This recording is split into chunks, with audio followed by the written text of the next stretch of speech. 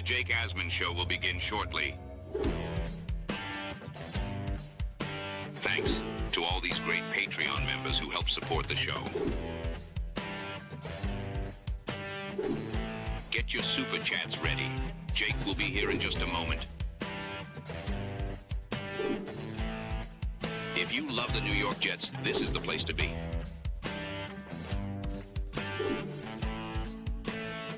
And now, the Jake Asman Show.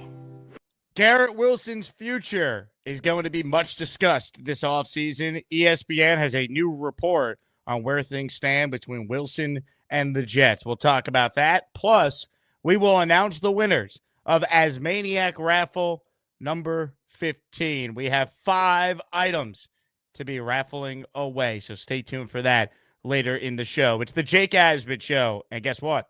Let's hit it and get it started. Man, our Jets are primed to win another offseason, baby. Number one, we play with maximum effort. There's 3 elements of effort. Got burst, speed, and finish. If I don't see one of those, man, you're a traitor. Go play for somebody else. Win, lose, or draw. The one thing you're going to say about our defense, using the fight. That's an ass kicker. We bleed Jets green each and every day. Will the playoff drought finally end? Kings of the offseason, baby. This is what we do. At least we have Garrett Wilson. We have Brees Hall. Please subscribe and hit the like button below. Super chat, baby. Cut the line. We have Sauce Gardner. We have Quinn Williams. Prepare to be underdogs. Now it's time to talk all things New York Jets. It's the Jake Asman Show. Here we go. Welcome in, everybody. It is the Jake Asman Show. Happy Monday. Click the like button. Make sure you are subscribed to the channel. And as you heard me say there, in the cold open, we're doing an ASMANIAC Raffle after the opening monologue for today's show. A lot to talk about with the Jets. We start with a report from ESPN's Rich Cimini. We'll put it up on the screen. Rich, in his weekly notes piece on ESPN.com, wrote this about Garrett Wilson. Impact on Wilson. Rodgers' departure greatly increases the chances of Garrett Wilson's return. There appeared to be tension in their relationship last season, starting with heated conversations on the field in training camp. It bubbled up late in the season, fueling speculation that Wilson might ask for a trade. It became obvious to some players last season that Rodgers was favoring Adams over Wilson in the passing game. In 11 games together, Adams was targeted 112 times, third most in the NFL. Wilson, 87. The disparity was even greater in the red zone. Adams, 21. Wilson, 11. Wilson, coming off 3 straight 1,000-yard seasons, is the kind of player most teams would want to be part of their foundation. Well, let's say this.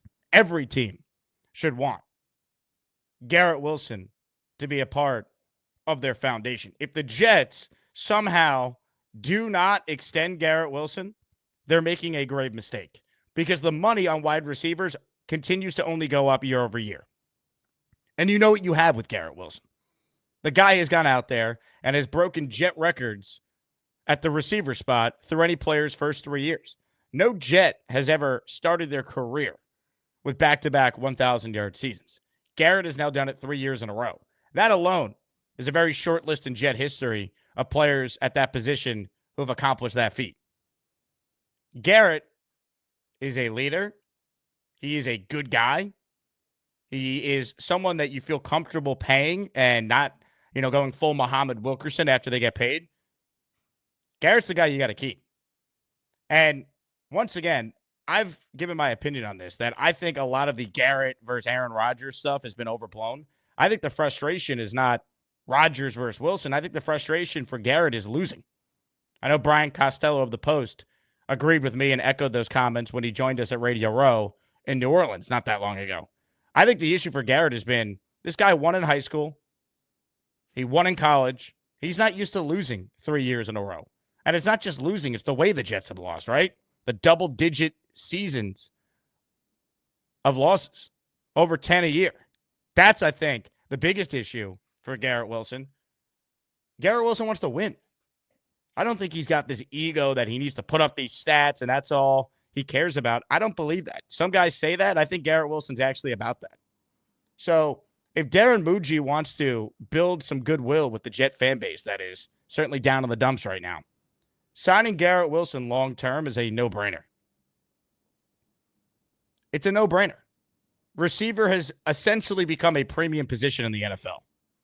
And while I don't believe the Jets are going to be a great team next year, eventually the plan with Aaron Glenn is for this team to compete, right? But you're not going to be able to compete unless you have playmakers for whoever the quarterback ends up being, whether it's a bridge guy for this upcoming year, or if it's a rookie for this upcoming year, or if they don't draft the quarterback this year early on day one or second round, early day two, you can almost guarantee that they're going to take a quarterback in 2026 in the first round, in all likelihood. And remember, we went through this with Darnold. We went through this with Zach Wilson.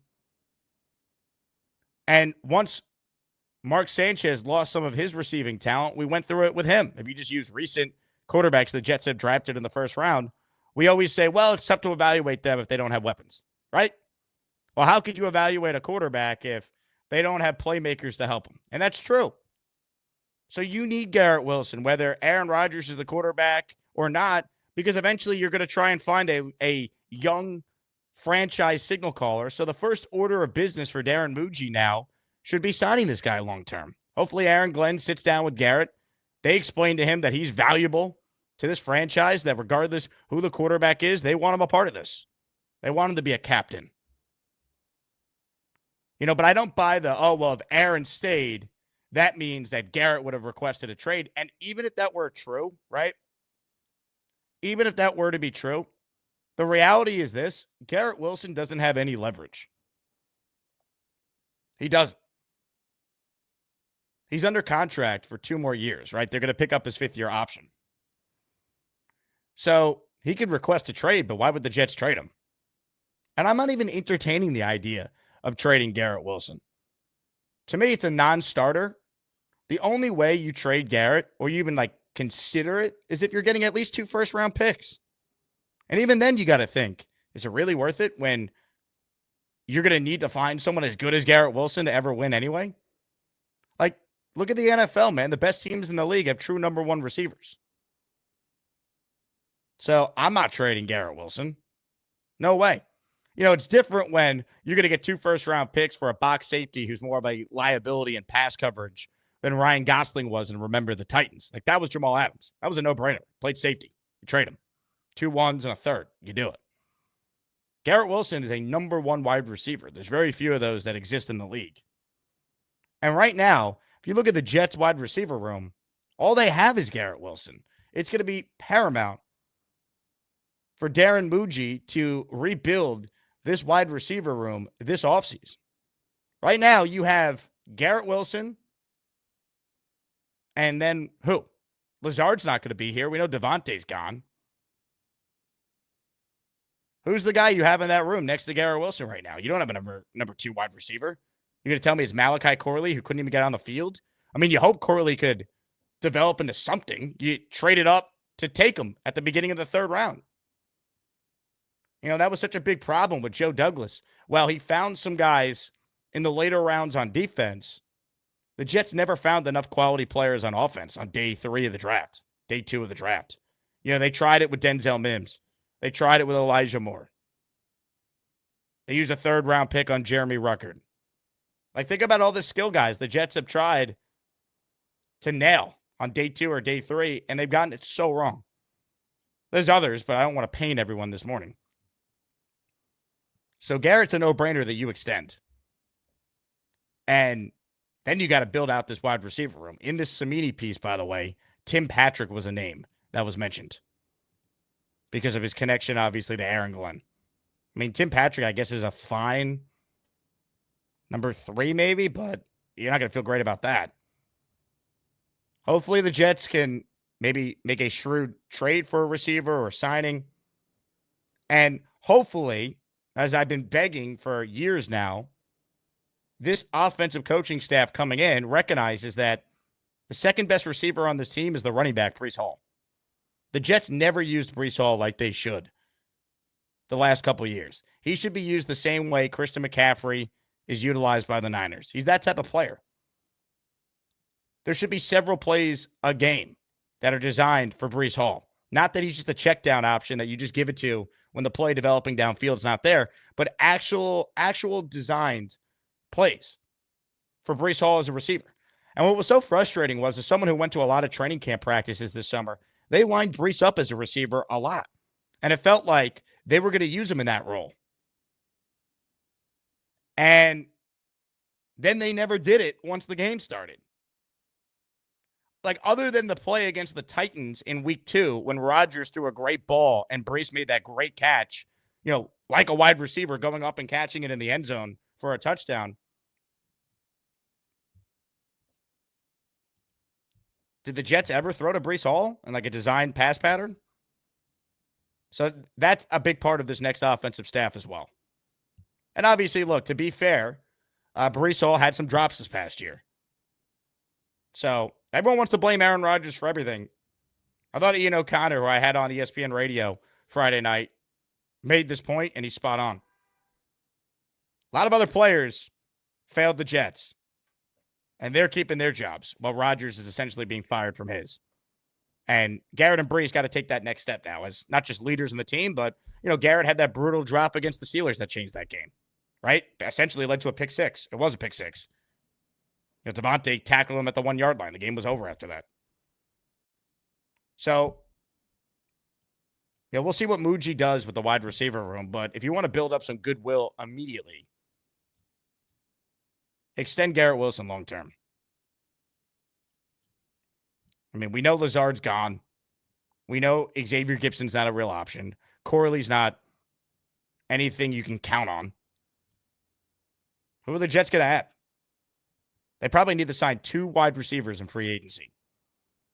But a no-brainer should be extending Garrett. And don't be surprised if the 7th pick in the draft is a receiver as well. They take McMillan from Arizona, pick 7. I wouldn't be that upset. We'll be at the Combine next week, and we'll have more on him and some of the other options at the receiver spot. But they got to extend Garrett Wilson. It's an absolute no-brainer for this Jets team. No-brainer. Comments, questions, super chats. We'll cut the line. Appreciate everyone tuning into the show today. If you're tuning in late, ASMANIAC Raffle number 15 is coming up. That is our 15th raffle since December 1st. They've become a weekly staple on this very show, and I look forward to them every single week. If you want a prize, it has already been sent out to you from the one we did at Radio Row last week, which is awesome. So, comments, questions, super chats, we'll cut the line. The raffle is coming up shortly. Let's see what you guys are thinking. Read some comments now.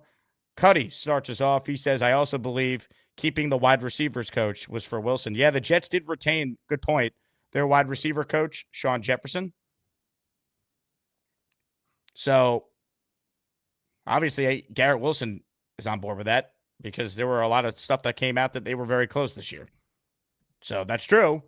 That doesn't hurt. But at the end of the day, even if they didn't keep the wide receiver coach, bottom line is this. Jets need to keep Garrett Wilson no matter what. We've waited forever for the Jets to be able to draft a player like Garrett Wilson. We've waited forever for the Jets to hit on a player in the top 10 at the wide receiver spot. I mean, you got to go all the way back to what, Santana Moss, the last time the Jets actually hit on a wide receiver in the first round? Right? I mean, Lavernius Coles wasn't a first-round pick. Jericho Cotchery wasn't a first-round pick.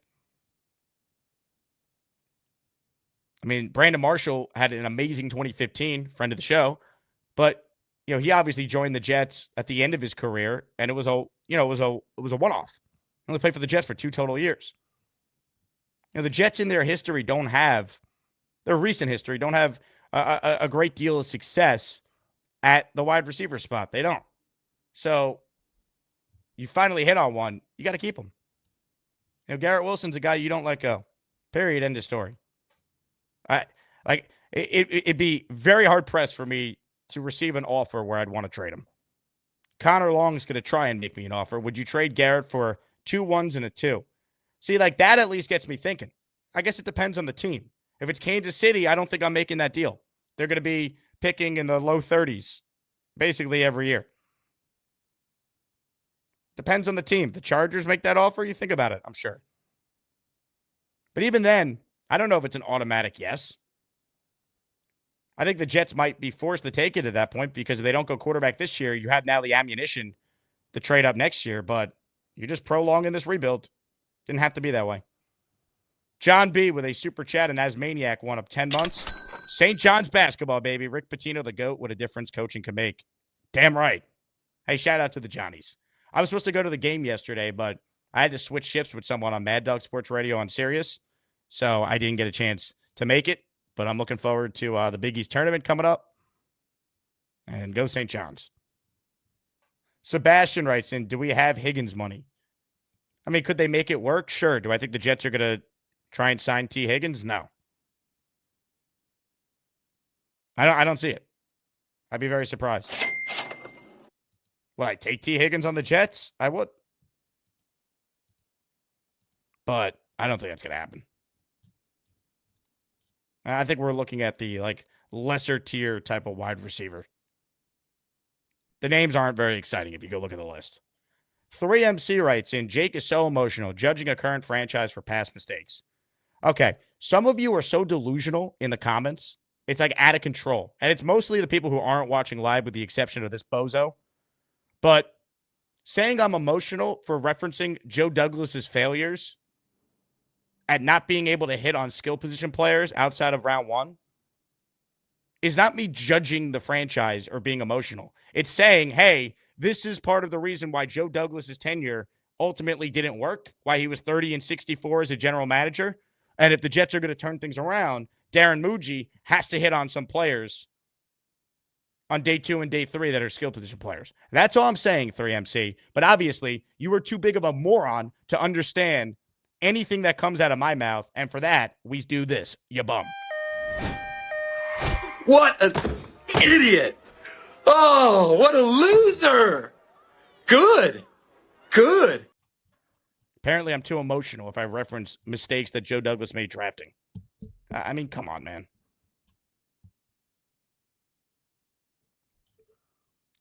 That's what makes Douglas's tenure so complicated. There's talent on this team. And he did a lot of things that are better than the previous GMs that were here. Problem is, these were some of the things that did him in. Obviously, there was the big decisions like quarterback and left tackle and head coach that killed the Joe Douglas regime.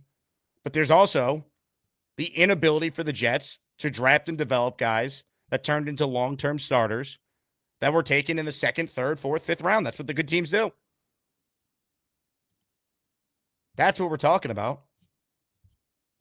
It's not me being emotional. It's me being passionate as a Jet fan who wants to see them actually turn this around and not suck. Wouldn't that be nice?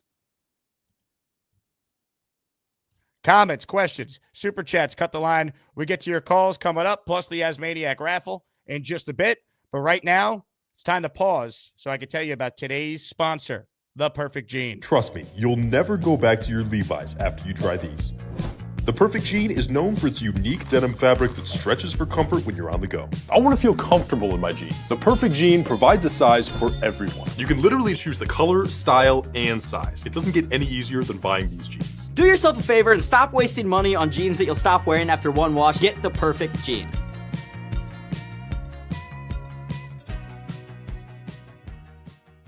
Oh, yeah, they are my go-to jeans. Folks, upgrade your jeans. 15% right now. Code ASMAN15, theperfectjean.nyc. It is linked in the description box. It will be the pinned comment. Wear comfortable jeans. You'll feel good wearing them. You'll look good in them. They're going to fit right. They're going to be comfortable. That's the biggest thing. I hate being uncomfortable. I sit at a desk all day and talk about a bad football team. I want to be comfortable. Perfect jeans, they're comfortable. Check it out. Promo code ASMAN15, theperfectjean.nyc.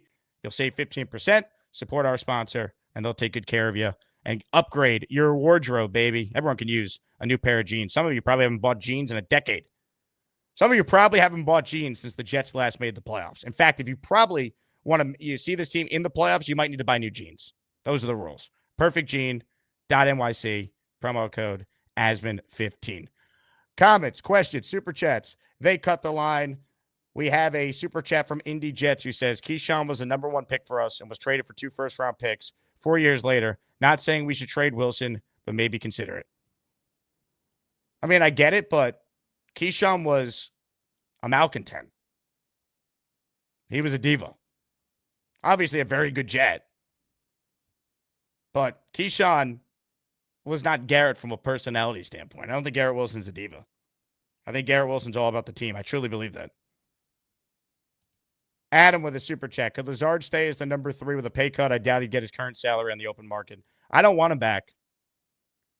Lazard was so bad without Rodgers. What's he going to be without him now? I'm good. Cut Lazard. You save money on the cap by releasing him. I'm good. You're trying to move on from the Aaron Rodgers era, so you're going to keep Alan Lazard? I don't see it. I mean, Lazard's had 60 catches over 2 years. You can't justify $13.2 million. That's his cap charge. So they're going to cut him. They'll save that against the cap. We'll move on. And, I don't even dislike Alan Lazard. I have no ill will towards the guy. But if you're moving on from Rodgers and Devontae, you move on from Lazard too. Comments, questions, super chats, your calls as well. Gustbuster Hotline. Jax Jet Rich is first up today. What's up, Jax Jet? Hey, what's up, Jake? How you doing? How are you, man? Doing good, buddy. Long time no see. Wish I could get in more. Just hours with work are crazy. Today's off day though. But no, That's right. Happy first off, President's Day, everybody. exactly. Oh, by the way, the ones that are saying that you're emotional, they're idiots because what do you mean? Look at the past. First off, that's all we have to look for. We don't know what the future looks like because it's unknown. So that's the only way you can really judge things is looking at what the past has done. So I hate when people are stupid about that. It's been 14 years since we made the playoffs. We have all right to be pissed. So got your back on that one, Jake. But honestly, I hate that they got rid of Rodgers. I think it was a mistake. I get it though, but what's the plan? For me, ideally, let's sign a quarterback like a Derek Carr, Kirk Cousins, less than ideal, in my opinion. 2 years, draft a quarterback next year. Let's take the wide receiver from Arizona at 7 and draft a quarterback in the first round next year. Supposedly it's going to be a deeper class. Let that person sit behind either Carr or Cousins if we get 2 years out of them. I don't want another quarterback starting year 1 again. We've seen this how many times and it hasn't worked. That'd be ideally what I think we should try to do if we're going to try to improve the offense. Get the Tate kid, have a big wide receiver who's agile to pair with, the shiftiness of Wilson. At least this young quarterback, when they come in, they've actually got, some tenure, some time to develop, and he's not walking in and just nothing at wide receiver.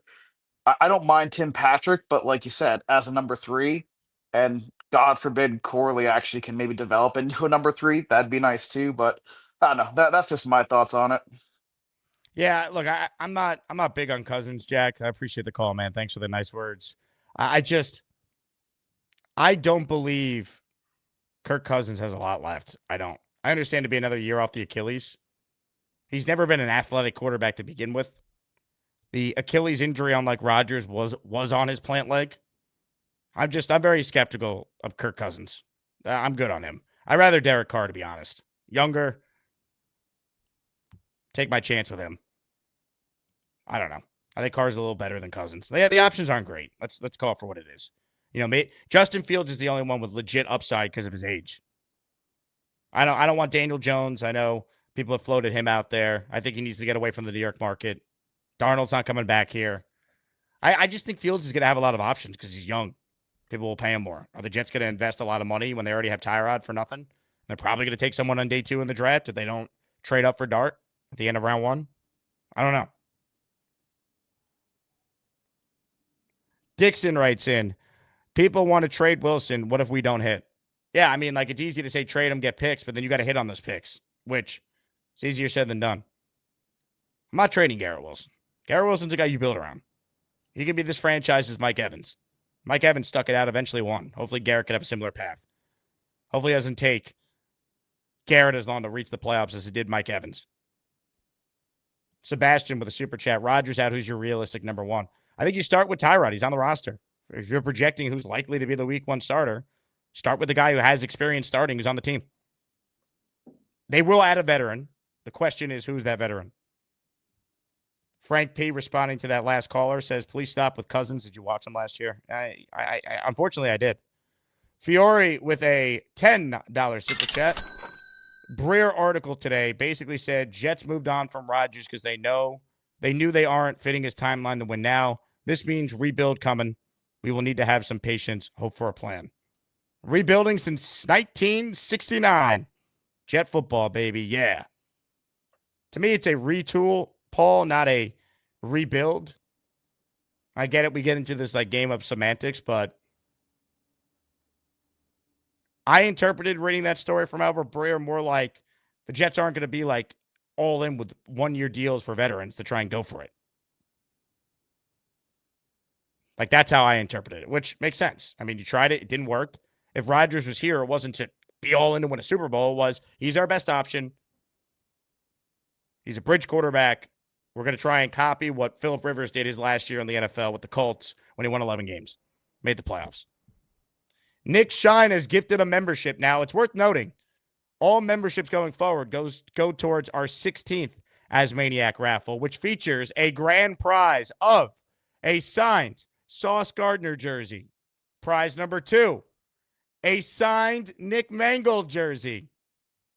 And prize number 3, a signed Jermaine Johnson jersey. We're going with 3 signed jerseys, all 3 great Jets draft picks, because I'm headed to the NFL Combine next week. So, Nick Shine, you're the first in the ASMANIAC Raffle for our 16th one, which will be during Combine week next week. Jimbo with a 10-month ASMANIAC Super Chat. Literally the same situation as Terry McLaurin, Ohio State guy who was on a franchise in hell, finally got a quarterback and turned it around. Keep G5. And McLaurin is the ultimate professional. Team guy. You're happy for a guy like that didn't pout, didn't request a trade, and then ultimately got rewarded for sticking it out. Hopefully Garrett could have that path. I mentioned Mike Evans. McLaurin's an even better comp because it's more recent, right? And this guy played at Ohio State just like Garrett did. So, I mean, that's what you're hoping for, right? Like we're all hoping that they could turn this around. Because if they don't, they had all these guys on their rookie deals in that 2022 class and got nothing to show for it. And that's what's so unfortunate. It's like you had this opportunity, and what did you get out of it? J-Boy has gifted a channel membership. He's in our next ASMANIAC Raffle. J-Boy, I appreciate it. Nick Shine wants to know, can we end the raffle entries now? Yes, it's either you or J-Boy for the prizes here. And considering there's only 2 entries in the next one, you're each guaranteed a prize. Someone else gives a membership, they're guaranteed a prize too if I end the entries. All right. I've teased it long enough. I think it's time. I think it's time for an ASMANIAC Raffle. You guys ready? Are we ready for the magic of it all? Prizes, the likes of which no Jet YouTube show has seen before? I think we are. Ladies and gentlemen, I will now screen share. And I will show the world what we have to offer. If I could find it. Hold on. Why is this not working here? StreamYard, you changed the settings again on screen sharing. Stand by, folks. Use operating systems.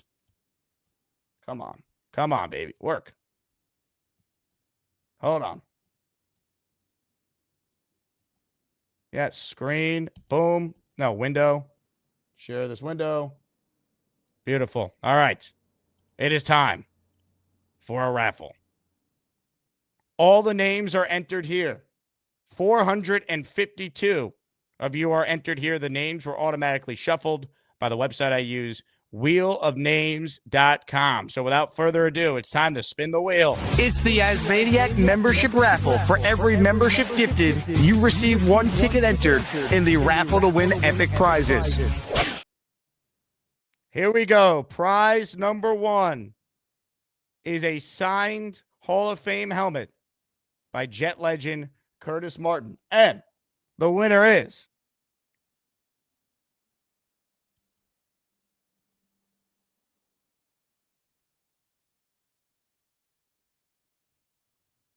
Frank P, who is in the chat. Frank, congratulations. Shoot me an email, asmanjake@gmail with your address, and I'll get that sent out to you this week. Congrats to you, Frank. You're our first winner. Let's go. Ladies and gentlemen, Frank has won a prize, which means we remove all his entries. Can only win once. There's 412 entries remaining. Prize number 2 features a signed jersey by Jet legend Wayne Corbett. And without further ado, here we go. Spin the wheel.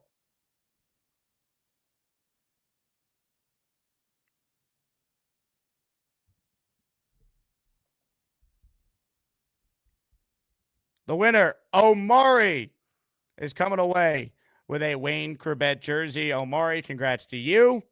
You are in the next ASMANIAC Raffle. Or you're a winner, I should say, of the Wayne Corbett jersey. All right. Prize number 3 in our 15th raffle features maybe one of the cooler items we've ever raffled away.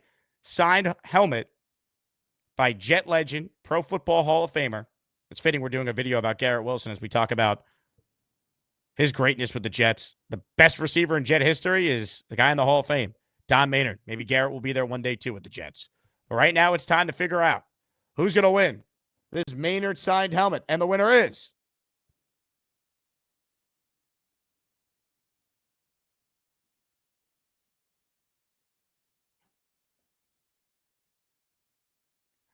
Julian Manfredo. Now, Julian, I don't have your info, I don't believe. I don't know if you're a Patreon member in the Discord. So, Julian, if you're out there or if someone knows Julian, please tell him to email me, asmanjake@gmail.com. My email is in the description box, and you could send me an address where to send the Maynard helmet. All right. We still got 2 prizes left. Ladies and gentlemen, our final 2 prizes feature a replica Joe Willie Namath Super Bowl III ring. In fact, I have it right here. And I'm sending you a throwback replica 1965 Topps trading card from Namath's rookie year. So I have it right here. That's with the ring, so you get both. Ladies and gentlemen, back to the wheel we go. It is time to spin it. And the winner is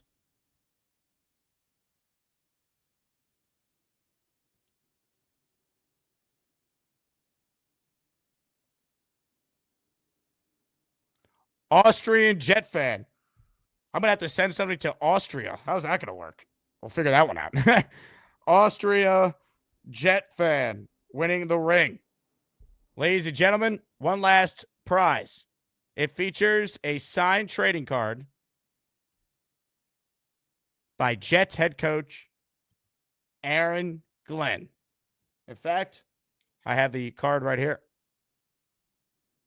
I'm taking a bath in this raffle, by the way, having to send something to Austria. Good God. All right, here we go. One last winner. And the winner is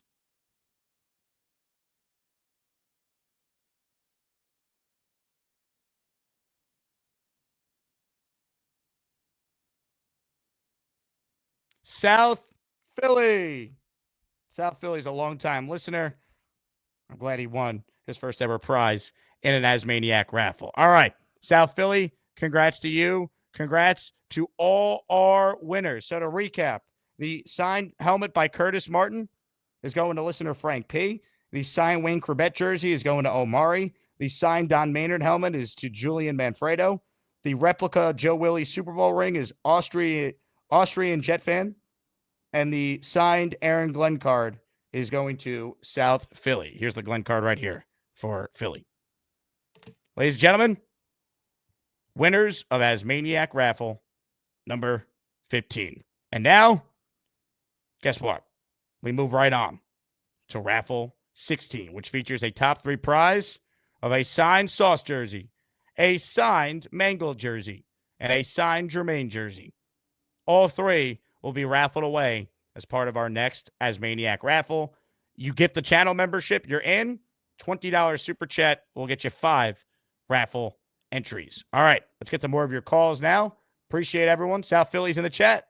South Philly, shoot me an email, and I'll make sure we get that card out to you this week. Let's say hello on the Gusbuster hotline to Stan from Westport. Hey, Stan. Hey, Jake, the last thing you are is emotional. I mean, you're like the most clinically analytical guy out there. I don't get it.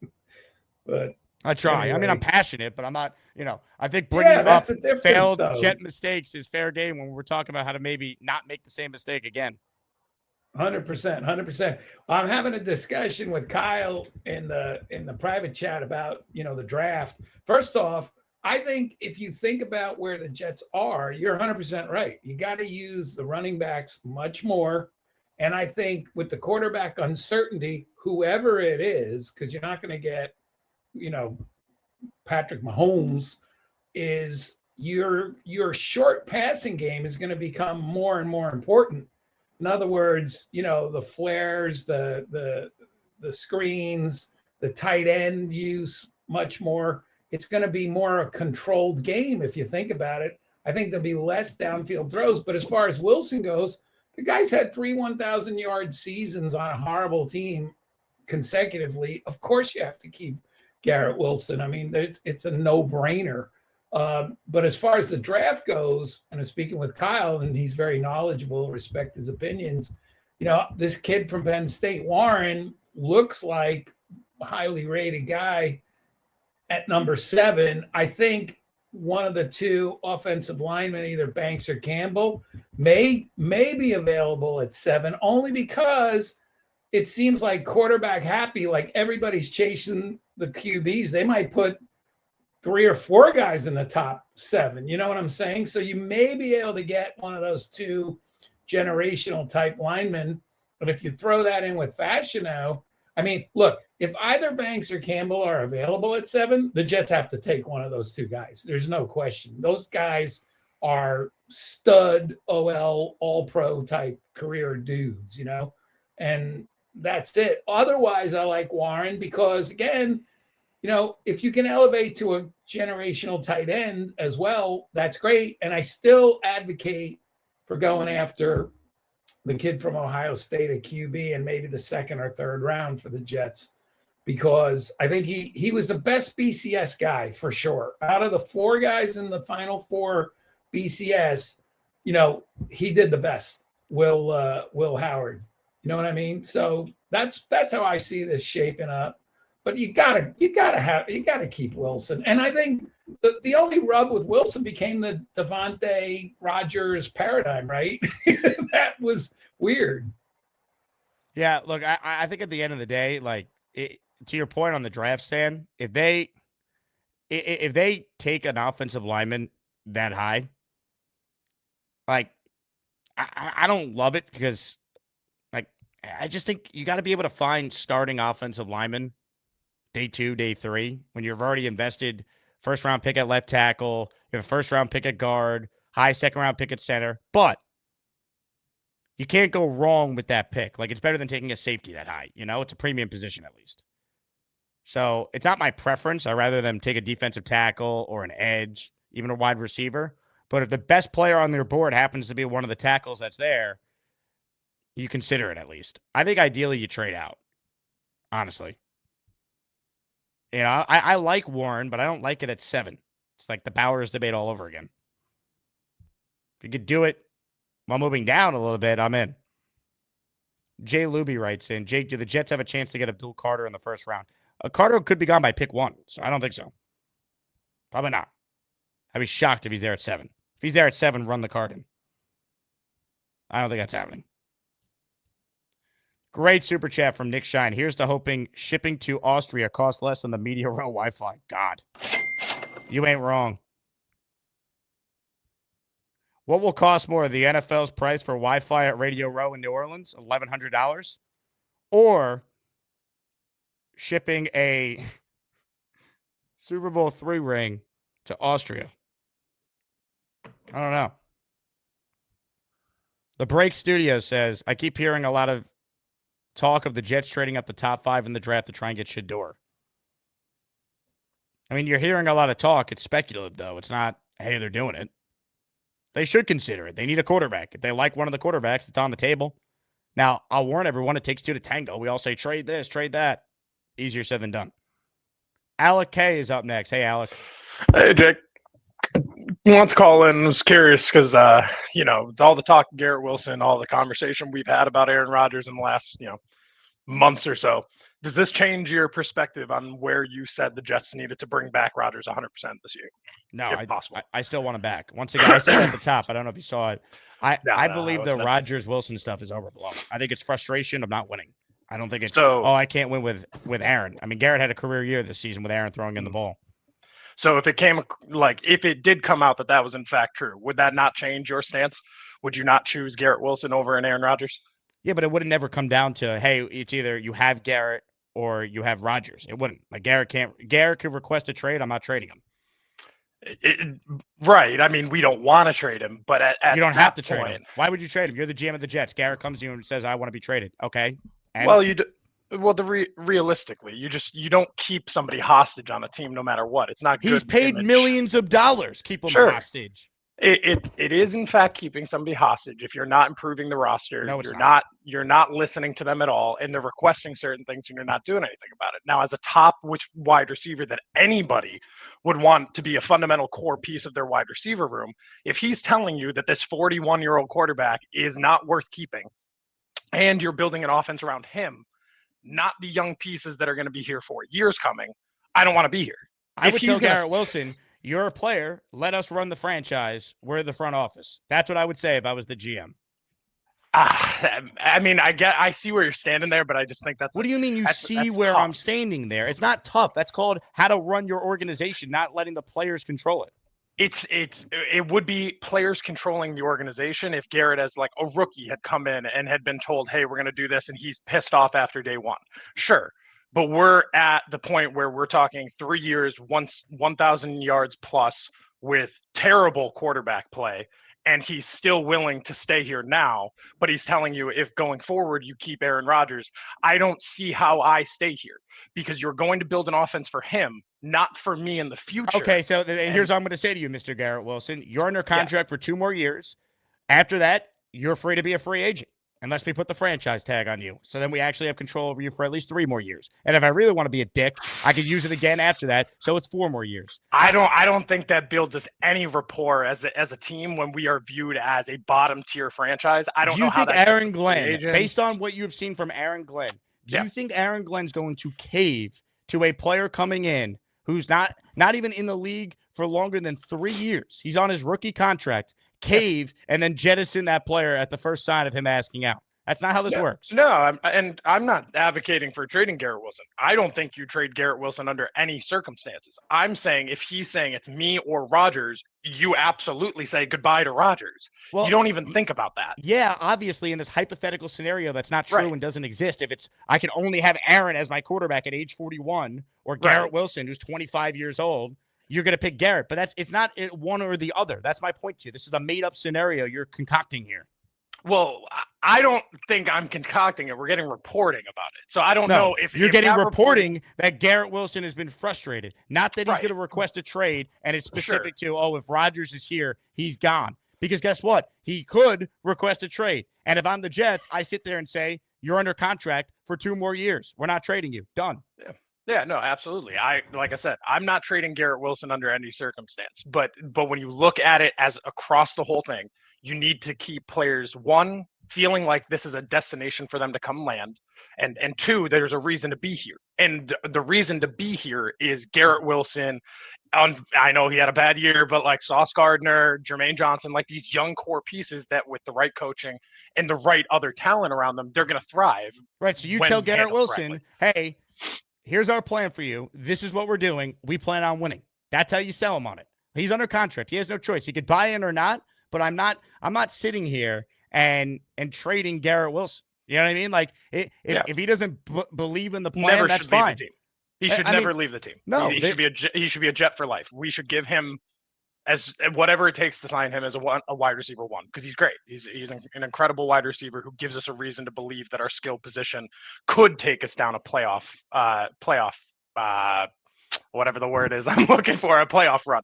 But like that's where we're looking for. And to get there, I still think you need the right pieces. And I think choosing him over Aaron Rodgers, if that is the case of the writing. It's not, though. I can't do it anymore, man. We're talking in circles. It didn't come down to it's either Aaron for a year or Garrett's gone. That's not what happened here. That's not the situation that played out. Obviously, in this like hypothetical, Jake, you could only have Aaron Rodgers on your team or Garrett Wilson. Who are you picking? Everyone with a brain is picking Garrett Wilson. Duh. That's not what this is about, though. He could request a trade anyway this offseason. This idea that, oh, Rodgers is gone, he's now not going to request a trade. How do you know that? How do you know that?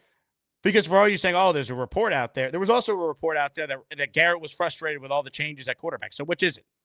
He had a Hall of Famer throwing to him this year. He had a career high in catches and yards and targets. Please. Do I think they need to feature Garrett more from the standpoint of not just targets, but route tree concepts and utilize his strengths more? Absolutely. But that's the job of a new coaching staff to sell him on that. Hey, Tanner Engstrand, your job is to sit Garrett Wilson down and explain to him your vision for him in the offense. And whether Garrett's on board or not, you know what? If he's skeptical, I don't blame him. I'm skeptical as a Jet fan as well. Show us.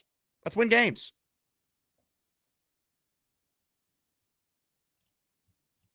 But, I mean, you tell me Garrett Wilson's going to be pumped up Tyrod Taylor as the quarterback now, or Kirk Cousins, or Derek Carr? Like, come on. The only way Garrett Wilson's going to be happy is if they win. He loved Mike White. Why? Because Mike White was helping the team win games before he got hurt. It's all about winning games. We always lose sight of that. This or that. It's like players want to win and they want to be paid.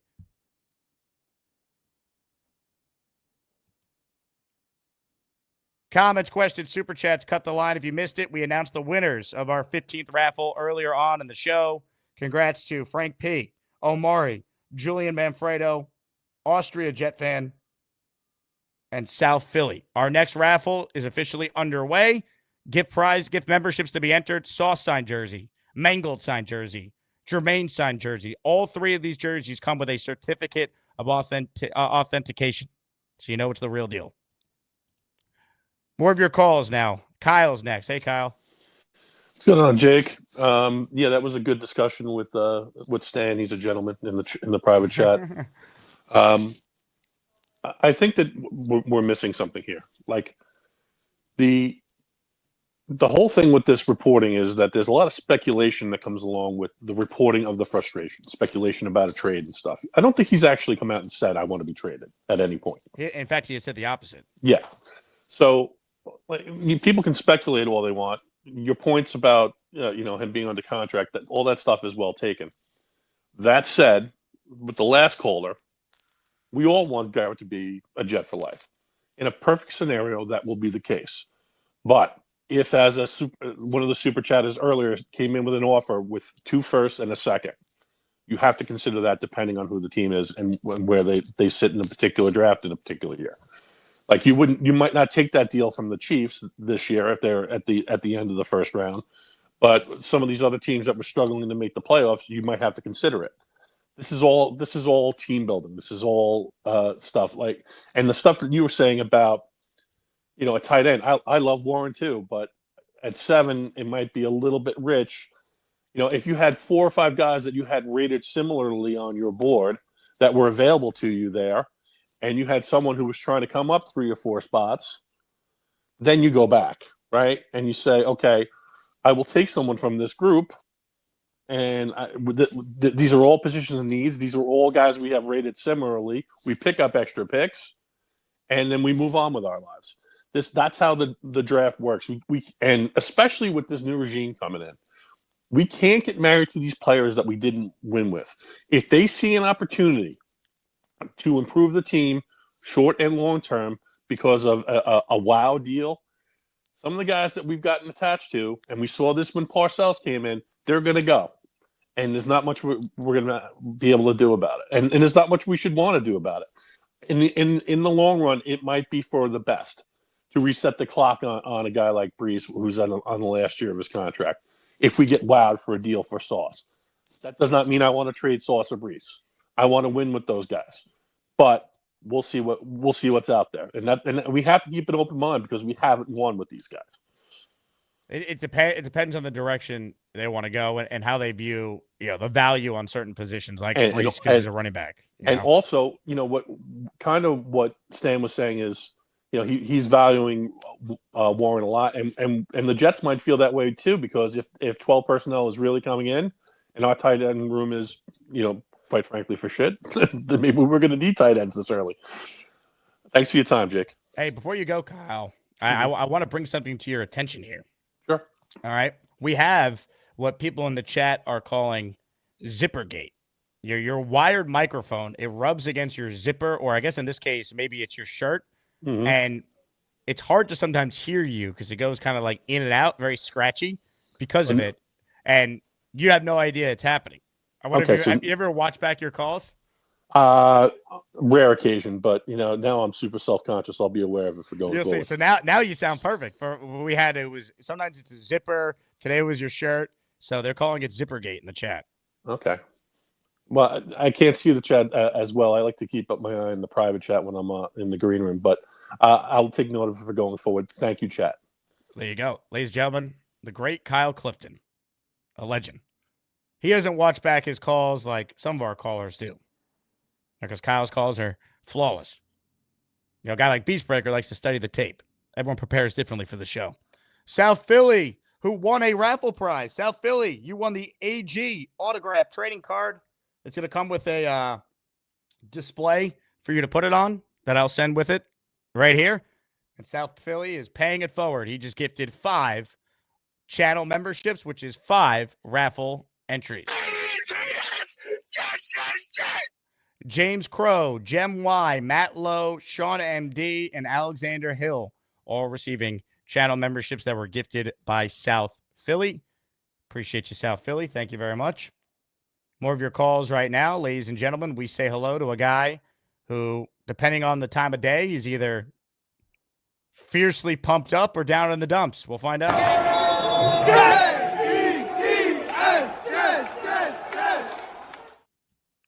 Hello, Neil. Never down in the dumps. When am I down in the dumps? You're dealing with the Rodgers fallout like all of us. You're over it? You good?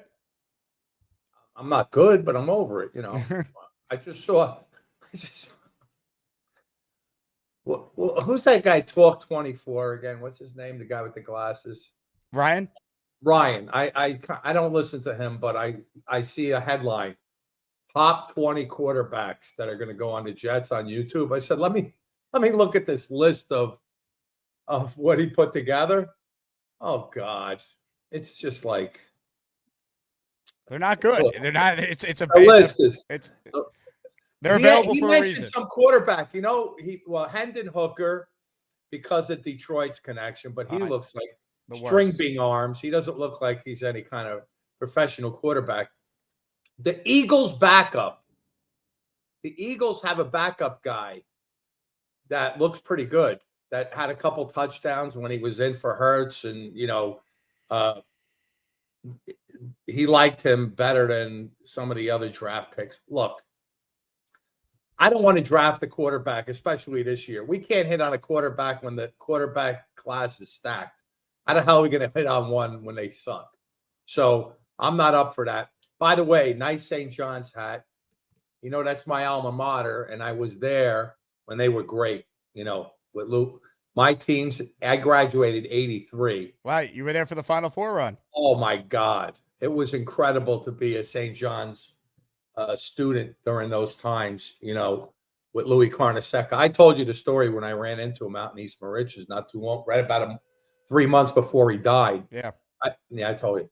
Anyway, that caller about Garrett Wilson. Look, Garrett Wilson is a gentleman. He's not a Tariq Hill. He's not a, one of these like real crybaby wide receivers. He's not a diva, okay? I think the media is turning him into a diva. They'd like him to be a diva because, like Joe B says, the media wants us to suck in perpetuity. So Garrett Wilson is this. Garrett Wilson's unhappy with that. Can I ask you why on God's green earth would Garrett Wilson want to have somebody more towards the Zach Wilson quarterback than the Josh Allen quarterback, like a throwing to him with Devontae on the field. Devontae basically gives Garrett Wilson a chance to not be double teamed. Once he walks out the door, Garrett Wilson better be careful what he wishes for. If he really is wishing, and I doubt he is, that he wanted Aaron Rodgers gone, so he is going to be more of a spotlight receiver, because he was a spotlight receiver and they covered him like a blanket. They put 2 guys on him because we have nobody else in the wide receiver room. So nobody's afraid of anybody but Garrett Wilson. So teams could blanket him, and he's not going to be able to do anything but get his 1,000 yards or 800, 900, whatever. I mean, look, Garrett Wilson's a good receiver. He's really good. I'd be very upset if we lost him, but he's not as good as, we should be more focused on how we're going to keep Devontae Adams, because I'd like to have 2 receivers that are good. He's gone, man. He's gone. He's not. Devontae's gone. Even if Carr, maybe, I guess. But they're like, are the Raiders, are the Saints definitely moving on from Carr? Like, I don't know. We'll see. I think Devontae's gone, though. I think he's going to want to go to a team that has a much better chance to win when he's got a few good years in his prime left. Well, it's interesting. I saw that the top odds for Rodgers is Pittsburgh is 1, I think, and the 49ers are like the 3rd longest odds to get him on Vegas. I forgot who was 2nd. I think it was Raiders. No, I think the Raiders. Steelers, Raiders, Titans. No, Titans were down. The 49ers are ahead of the Titans. I don't see that happening. I mean, if Purdy's injury was more serious, then it would make sense. That's not going to happen now, though. Look, I don't care. I'll worry about Rodgers later. I'm worried about this team. We have a lot of things to do, and we'll be excited again. We're going to be pumped. We're going to get sold like we get sold every single year, and we'll see what happens. I'll be hopeful, but I'm not going to be sold like I have been. I don't see it. I think this team's going to probably lose 10 or more games again next year right now. Oh God, Jake, don't say that. You want me to lie to you? Like, I thought they were going to be really good the last 2 years. I'll tell you that. I don't see it right now. Oh shit. I mean, just because I feel that way doesn't mean it's true. Hopefully the opposite happens. No, hey, listen, we're all wrong. I mean, everybody keeps saying, "Oh, Neil, you were 20-0." Look, everybody had us winning at least 12 games. Even Allen, who hated us, said we were going to win 10. Right, Jake? Nobody. 10 and 7. Yeah. Nobody in this chat, remember this. Nobody said the Jets were going to lose less than 10 games. I don't remember do you, Jake, remember anybody in this chat's Jet prediction being less than 10 games? No. I mean, the other way you were predicting that is if you thought Rodgers was going to get hurt again and miss a lot of the year. Right. That's what makes this year just maddening. He played all 17 games. Obviously, he was banged up for a lot of it, but he played every game, didn't miss one snap due to injury, and they won 2 less games than they did the previous year, which just only the Jets. Look, as far as this draft is concerned, I mean, you can't go tight end at number 7. You just can't do it. Unless that tight end is Bowers, but I don't think this guy's as good as Bowers, and Bowers was still a big risk a year ago at number 10. Exactly. I don't want it at 7. I would say this: I would take him over a receiver if he's, isn't he kind of like more a receiving type tight end than a big Gronkowski type guy? I don't know much about him. Yeah, I think he's obviously deserving of all the hype he's getting. I have other preferred positions I target that high. Look, we need to beef up the D-line. Oh, I want to congratulate Michael Clemens. He got a raise. That raise is going to help him get cut, though. Oh, he got a raise. Oh, my God. He's due for a raise if he's on the team. Did Aaron Glenn have anything to do with that raise? Because if he did, I've lost all respect. No, the way it works is, like, it's in the CBA on guys on their rookie deal. If you're not a first-round pick, like he was a mid-round pick, because he hit certain playing time performances, right? He played it because he was bad, but the Jets were the only team that didn't realize he was bad, so they kept putting him out there. Yeah, they kept putting him. He got so his contract increases to a higher number than it would have been if he didn't play as much. But that's just going to make it easier for the Jets to cut him. So who cares? I hope there's some method to their madness. Because if they sincerely think that he's anything that's going to be on the field next year, then you're right. 4 wins will be a stretch. But I expect big changes. We have to get offensive line, defensive line. Jay Quest thinks you're going to be one and done in Asmaniac Madness. Now, Neil, I want you to know, yesterday we had our committee meeting. I sat down. It was a 3-hour discussion yesterday. I thought this would be 30 minutes. We'd quickly fill out our brackets, but no, the committee's attention to detail was incredible. There was a big debate in the committee where to slot you. And obviously, I'm not weighing in. I'm just overseeing it, so I didn't give my own opinions. But it was very fascinating to see the many opinions of where you should be slotted in the field of 64. Well, you know what the problem is? That I would slot higher if it was during free agency and we were making big moves. As you know, whenever the Jets do things during free agency and signings and stuff like that, that's when my other side comes out, and my other side is dangerous, almost Beast Breaker like. But it doesn't come out often because I'm a beaten man, right now. And there's nothing going on. I mean, realistically, what is there really to get excited about or talk about or, be emotional about? Because it's just been flat. It's been like nothing happening. And I give you all the credit in the world by bringing in all these guys and creating really a reality show. I mean, it's just a reality show. I mean, it's incredible. Beast Breaker better get a good internet. His internet sucks, Jake. It does. I mean, it's really maddening. I want to listen to him, and then he kind of every other word, I can't hear what he's saying. I know. We do, right? I mean, if he had perfectly clear internet, I think it would raise his level up to be much more interesting. But Beast Breaker is my number one. Wow. He's my favorite, he grew on me for some reason. I just Did you like him recreating the Garrett Wilson catch the other day? No, I didn't catch that one. I didn't catch him. Oh. I want to see him jump onto a bed to catch a ball and let the bed fall down and crash into the ground. Beast Breaker. There you go. Is that a Garrett Wilson catch? He caught it Garrett Wilson style, Air Jordan. Just an amazing lineup here. I'm one and done.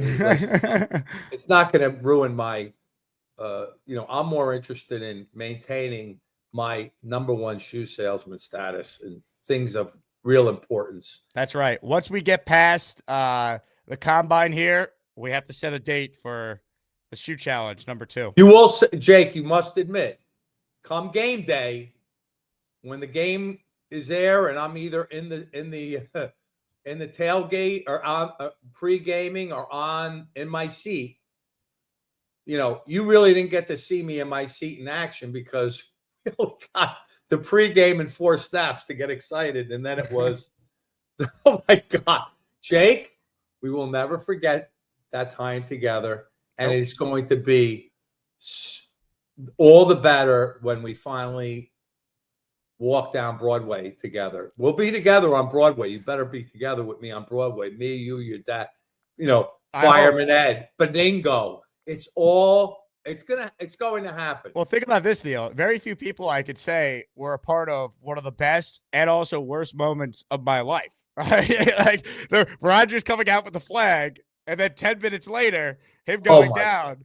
I mean, that I have to say, they were involved in both. By us being on the field that day, and when you looked up and you saw the stadium with those green lights blinking and flickering, and it was like a dream, wasn't it, Jay? It was like, this is just too good to be true. And then we sat down. Brees broke off that big run.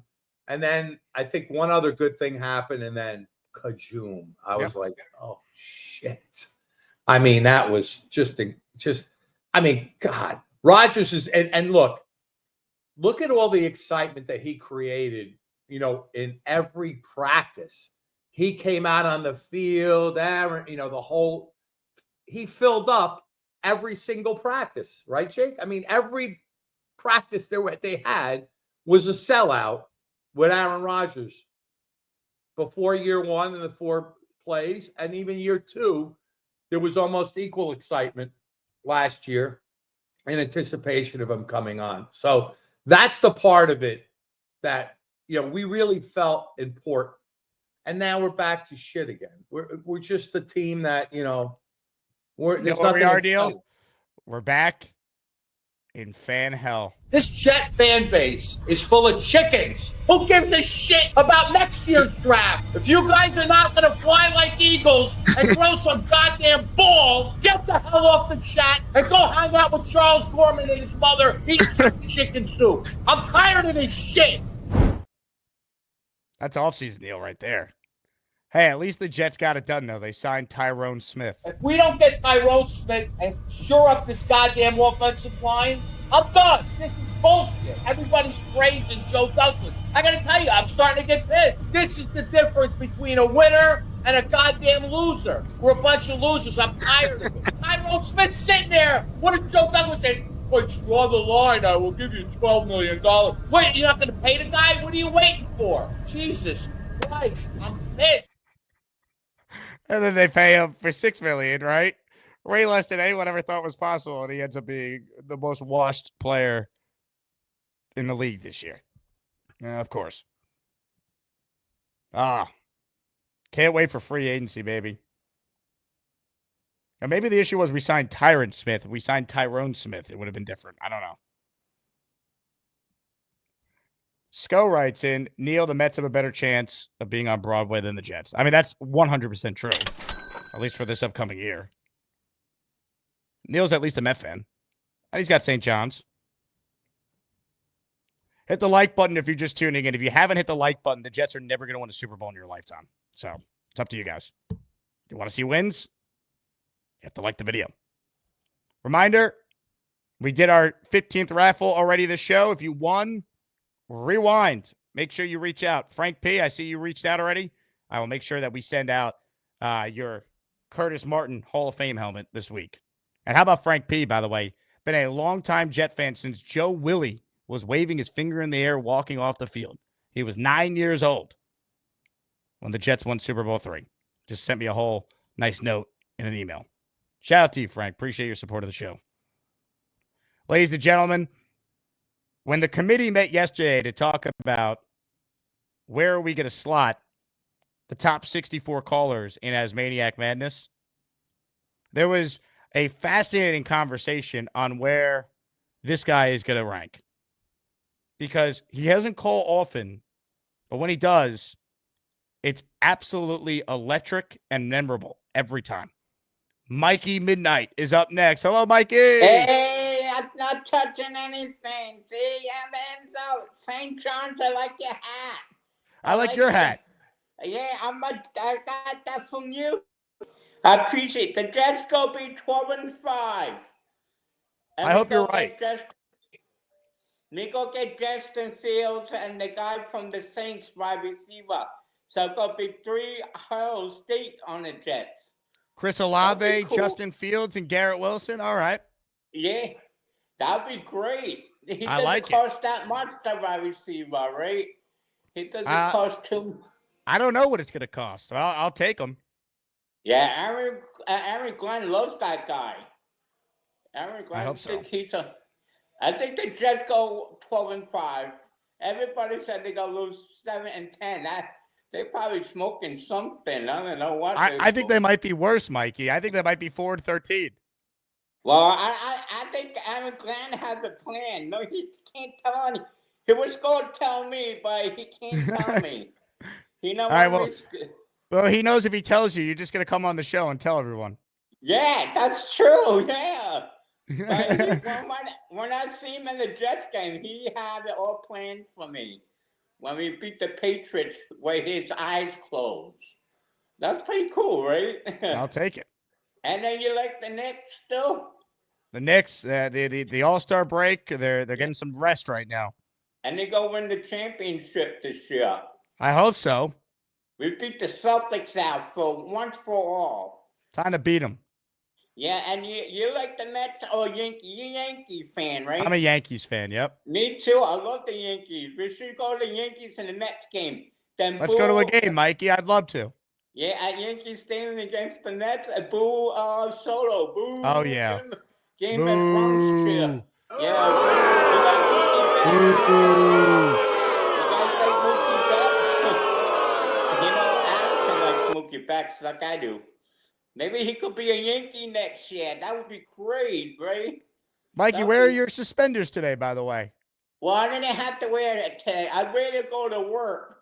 I'll wear it the next time I see you on your show. I love it. When you do a next show? 4 o'clock today. Oh, I have to be at work. That's okay. But, you know, and I could do it in the morning. Hey, Mikey, anytime you could call in, we love it when you call into the show. So it's always an honor. Yeah, you know, big fellow. I remember him when we went to the game. He was pretty cool. Him and his whole family were nice tots. And Big fella is great. Yeah, and then you know the Beast, B66. Yeah. Yeah, the Beast guy. Remember? Oh, how could I forget? He had an argument with Allison. I stuck up for Allison. So if you had to go through me, then to go to Allison. I didn't know Beast and Addison got into an argument. Yeah, I did. At Bobby's show, I told Beast, cut it out. Don't pick on my buddy, Allison. I love it. He has to apologize to him. He has to apologize. Because I still like the Beast. I do like the Beast, but his internet stink, everybody said. I know. His internet's bad. But he has the money to get a new one. I hope he does. Apparently, he got a new microphone. Gator sent him a new mic. Oh, that was the problem. That probably was the problem. Well, let's find out.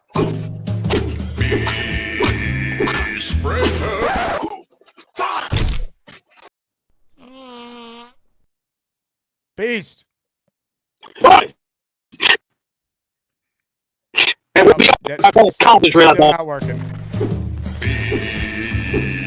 Breaker 666, he's the man who would kick your ass, and then he'd gobble. Still not working. Oh no! Now Mikey's internet's gone. Mikey, are you there? Your mic is muted. Hit the microphone icon. There you go. Now put your hands up. Hands up. Don't touch anything. Yeah, there we go. Tell Beast I love him, man. But he has to apologize to my friend too. Allison, I'll let him know. Allison didn't do nothing to him. He did just ask from the question. It was a good question. That was not a bad question. It was probably a misunderstanding. Yeah, they probably gave each other a hug. I talked to Rick Kent too yesterday. The great Rick Kent. Yeah, he likes me too. He made some breakfast for Allison. They live next door to each other. Yeah, they're roommates now. Yeah, they're like brothers from the Yellow Mother. That's right. Yeah. And you see his twin brother, Jadison, I think his name is? Yeah. Yeah, he looks like his twin brother, doesn't he? Oh, they look exactly the same. Yeah, you think the Yankees go play the Mets in the World Series? Why not? Yeah, bring on, and then we'll be on Broadway together. The Yankees will carry the trophy on Broadway. I can't wait, Mikey. And the Jets will follow up, too. The Jets will follow up. 12-5, right, Mikey? Yeah, and then we go play Detroit in the Super Bowl. All right. I love it. Hey, Mikey, you have a great day at work, okay? Yeah, I promise. Go Jets, right? To everybody, I love them very much. Go Jets. Mikey Midnight, everybody. Moving up in the rankings. David writes in, he has to move up. I think the committee did a great job with the Mikey ranking. Now, these aren't final just yet. Selection Sunday, though, I can announce it on the show. Selection Sunday is going to be 1 week from yesterday. So during my show on Sunday next week, I'll announce the brackets. Now, if you're on Discord or Patreon and you get access to the Discord, you'll see it before anyone, probably on Saturday or even Friday. I have to find the right website to make it look aesthetically pleasing because the one we're using now is not great. So I'm working on that this week. But join the Patreon. It's patreon.com/Jake Asman Show. Huge shout out to everyone on Patreon. Shane Coughlin is our most recent Patreon subscriber. Thank you, Shane. Just $5 a month. And I'm going to also incentivize people to join the Patreon. If you join the Patreon and you sign up for the year, you save 15%. You're also going to get 10 raffle entries if you join the Patreon. So if you want to join the next ASMANIAC Raffle, included with your membership, and Shane, I'm going to count you in this because you literally joined yesterday. But moving forward, if you join the Patreon for the year, you sign up for the year, you save 15%. You're also going to get 10 raffle entries in whatever raffle we have going on at the time you joined. So right now it's for a Sauce jersey, Mangle jersey, Jermaine jersey, all signed and authenticated. So new perk for Patreon users. You join for the year and you get 10 raffle entries. Abu Dhabi Jets fan says, I'm thinking they reach and take Dart at 7, then they talk themselves into starting day 1. If that happens, smell the 4 wins if we're lucky. Smell it. If they start Jackson Dart as a rookie after picking him 7th overall, this team is going to be bad. That is a horrible plan. Rick writes in, Mikey just made my day with the shout out. Amen. J-Quest says, Rick Kent, I'm jealous. You earned it. 25 says, a Mikey Midnight shout out is worth its weight in gold. It's true. Beast says, I love my mic. Well, Beast, make sure you connect it. I think the issue is you don't call in from a computer. You try and do it from your phone. And the cell service in your attic there, Beast, is terrible. Or your Wi-Fi is bad that you're on. So either get off the Wi-Fi or get on Wi-Fi, whichever one you're normally on that's not working well. That's the problem. More calls right now. Let's say hi to Joe Mike. Hey, Joe. What's going on, Jake? By the way, Mikey Midnight is a deep, deep sleeper in the tournament. I don't think he's a sleeper anymore, man. I think he's someone that could make a real run, and everyone's not going to be surprised now. Yeah, whichever bracket he falls into, the rest of the people are not going to sleep good at night, knowing that he's in there. I just want to talk real quick about it's amazing how split the Jet fan base is between keeping Rodgers and letting him go. It was always a 2 to 3 window when we acquired him, and when he got injured with the Achilles, that extended it to 3 years. But that was going to be if the same regime was still here, same coaching staff, same GM. And they had success in the second year coming off the injuries. Otherwise, we knew everyone was going to get fired.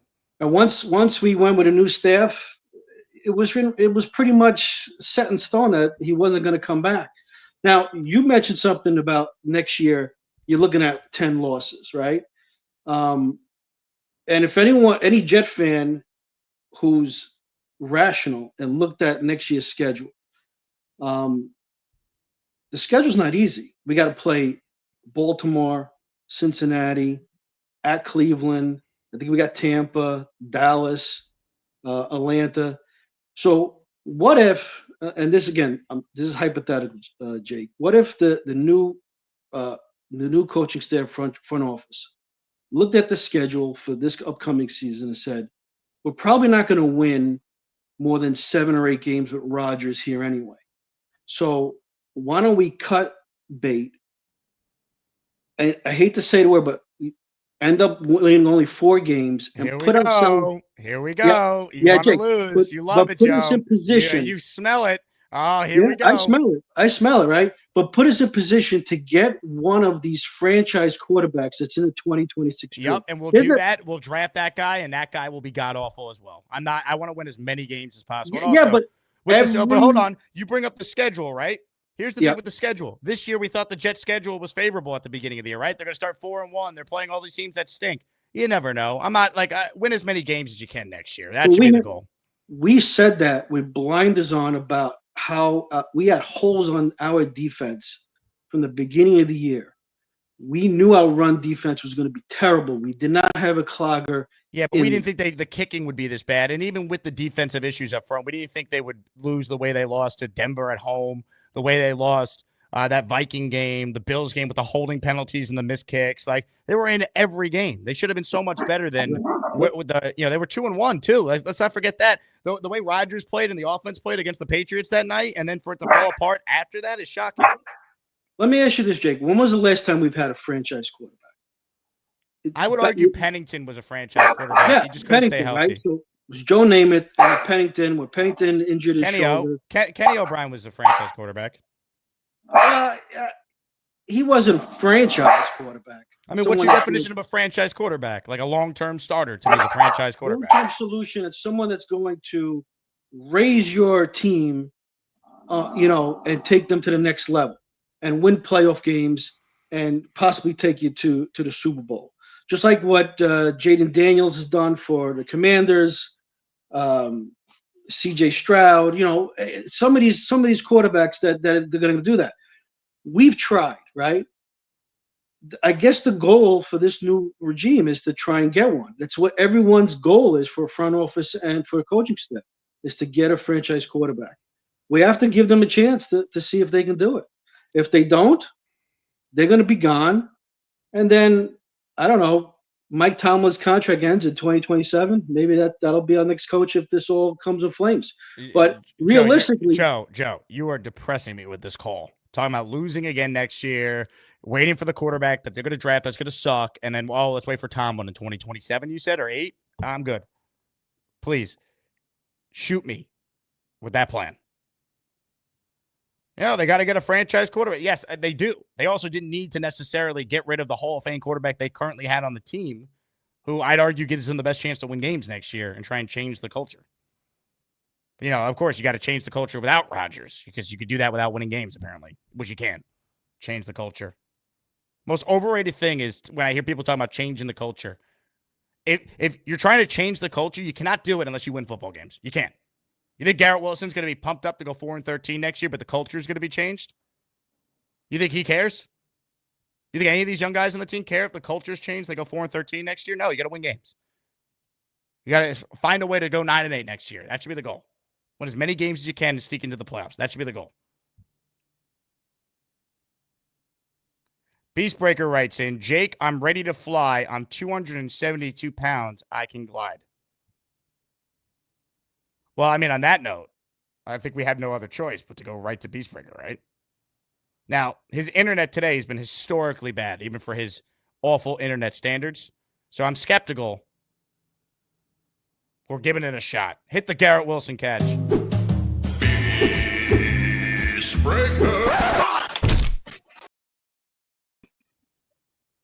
Get ready. Whew. Here we go. 1, 2, 3.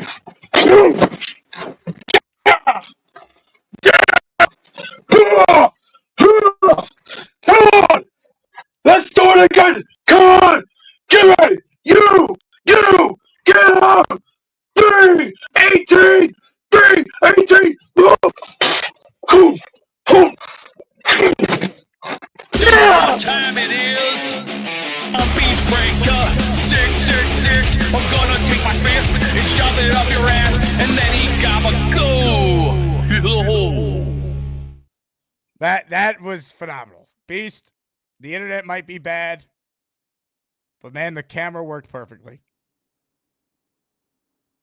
Unbelievable. Shout out to Beast Bed Frame, says Rich.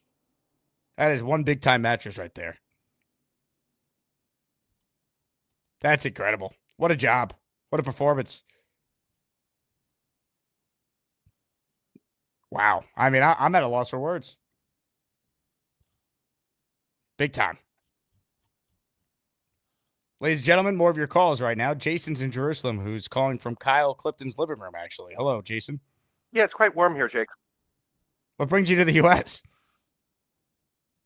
Well, I want a little bit of winter. I'm actually thinking of getting snow at the weekend, believe it or not, here. We had snow over the weekend a little bit, so yeah, but we only everywhere. get it every like 2 to 3 years, so that's like a big deal here. I didn't even know it snows in Israel, so there you go. Yeah, well, we have skiing up north. Really? I didn't know that. Interesting. Yeah. Anyway, one thing that really bugs me. First of all, before I get to my point, great interview you had with Ian O'Connor. I listened to it this morning.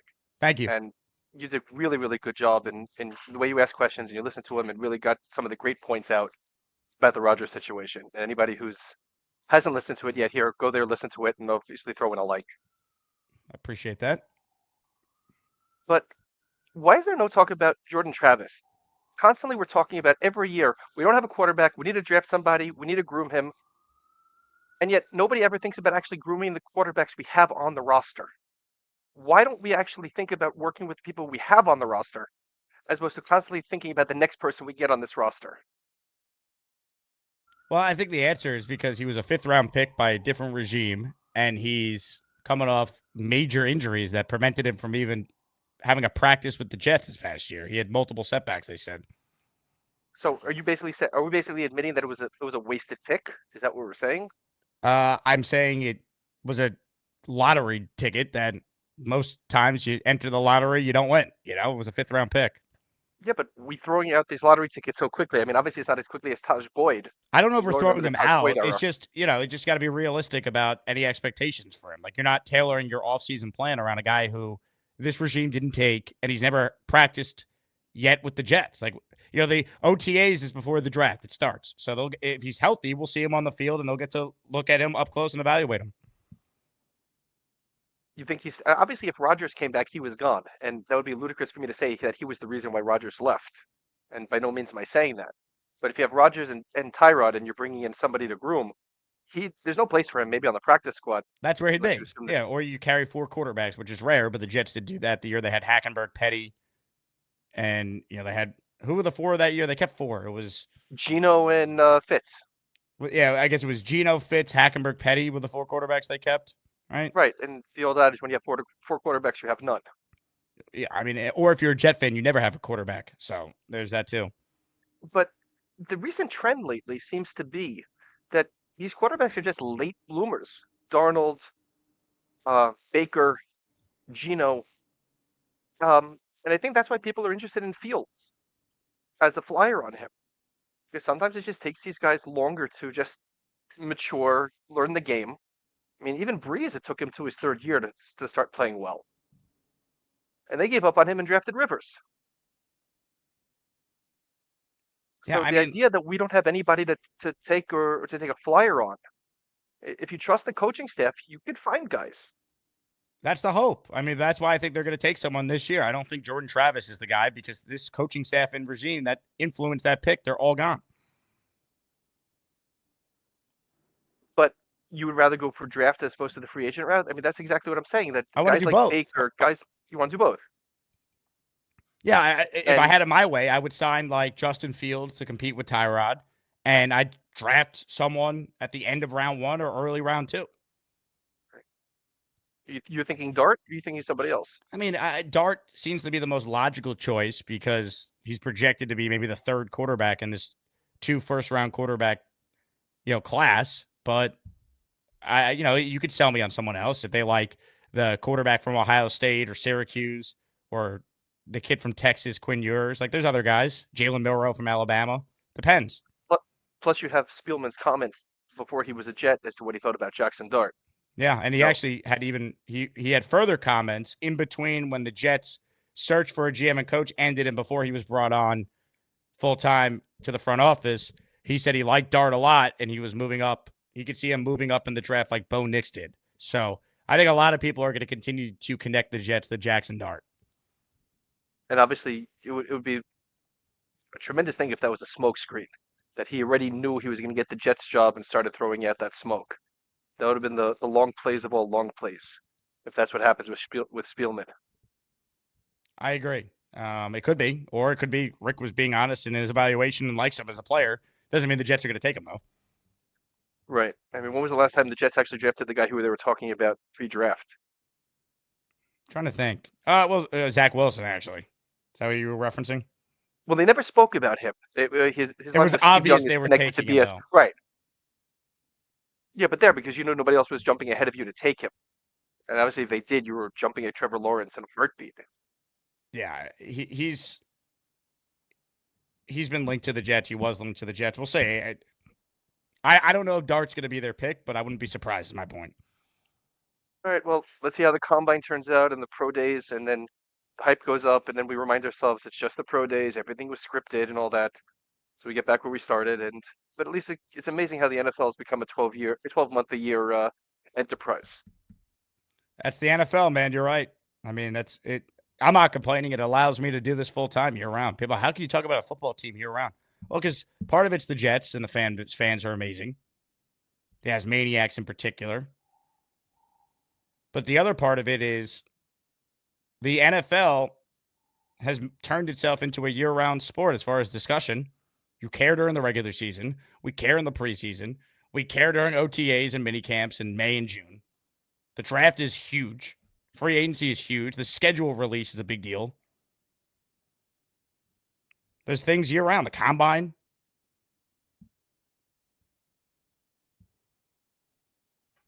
It's huge. Marcus with a super chat. Would the Cardinals trade Murray? This would interest me depending on what it would take to pull it off. I don't think they would. Would I call and ask? Yeah, I don't think they're going to. Super chats cut the line and will help pay for the shipping I have to do to Austria following our 16th ASMANIAC Raffle, in which Austria Jet fan won the Joe Willie ring. Our next raffle prizes, for those of you tuning in late, signed Sauce jersey, signed Mangled jersey, and signed Jermaine Johnson jersey. Went with top draft pick theme for the combine next week. So gift a membership, send in a $20 super chat if you want in on the next ASMANIAC Raffle, our 16th raffle since December 1st. More calls right now. Gary is on the line. Gary, I won't say who, but someone you think doesn't like you is a very big fan of your cause and advocated very, very strongly for you during the ASMANIAC Madness committee meeting yesterday. Your mic is muted, just so you know. So I was going to say someone who I think doesn't like me. Mimosa, I don't think likes me. I don't think she's not on the committee, though. Yeah, she's not on the committee. So the committee is Boomtown. All I'm going to say is the committee is Boomtown, Tom Ace, Sham, Nick Shine, and Gator. Okay. All right. All right. I know. Let's just say someone who you probably think didn't like you is actually a very big advocate of yours. I'll leave it at that. Interesting. You know, you never know out there in the world. Speaking of Jason in Jerusalem, he's new roommates with Kyle Clifton. They moved in together. Yeah, they did. I forgot Rich. I forgot a committee. Of course, Rich is a big part of the committee as well. Well, he's obviously not the one who was the big advocate for me, because he would have mentioned him. I know who it is. Or did I throw you for a loop? Or did I? Or did I throw you a curveball? I wanted to address what Joe said before that about having a horrible season and then drafting our franchise quarterback. We did that. You guys have really bad short-term memory. His name was Zach Wilson and Sam Darnold, and it didn't save the franchise. And Sam Darnold actually worked out 7 years later, but we've tried that path. It didn't work.